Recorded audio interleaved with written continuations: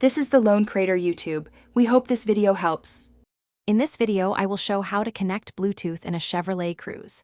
Turn on the car ignition and enable Bluetooth on your phone, then open the Cruze infotainment settings menu. Select Phone or Bluetooth, choose Add Device or Pair New, and confirm the PIN shown on both screens. If pairing fails, restart the phone and the car system, then try again while parked in a safe spot to avoid distractions. Begin by putting the Cruze into pairing mode from the Settings or Phone menu, then open Bluetooth on your phone and scan for devices. When the Cruze appears, tap its name and wait for a numeric code to appear on both screens. Confirm the code on both the car display and your phone to complete pairing. After pairing, grant contact and message access if you want hands-free calling and text notifications while driving safely. If this guide is helping you, please subscribe and like the video to support more useful tutorials.